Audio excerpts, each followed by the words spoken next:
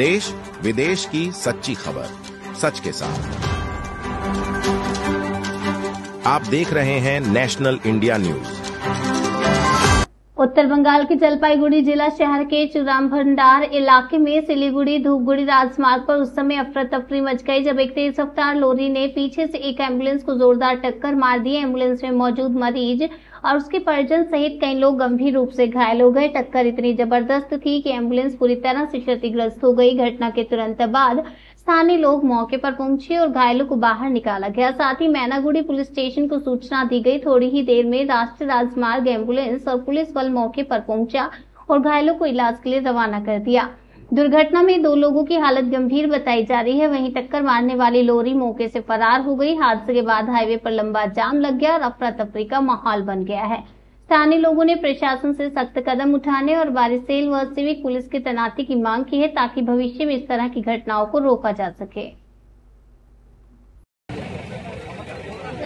কি দেখলেন কখন? দেখলাম আমরা তো ওপারে ছিলাম, মানে লোকাল ট্রাকটা এখানে ঘুরাইতেছে, এ তো দূরে থেকে ফলো করে নাই, ওই ফলো না করাতে স্পিডে ছিল। হ্যাঁ স্পিডে ছিল, পেশেন্ট আছে, গতিবেগ তো থাকবেই।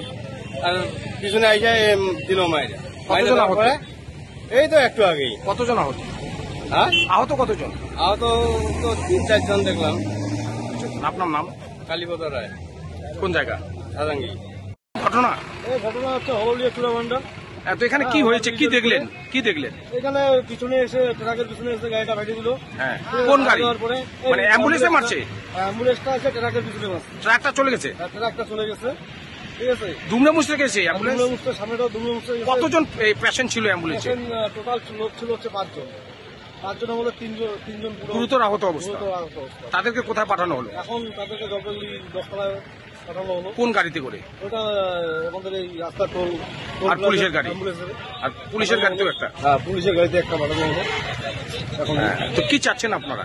আমরা কি যাচ্ছি যে একটু পুলিশ প্রশাসন একটা দেখুক, ঠিক আছে। এখানে একজন সেবিক দিতে বলুক, কেন এখান থেকে গাড়িটা ক্রসিং হয়, ক্রসিংয়ের টাইমে। আপনার নাম?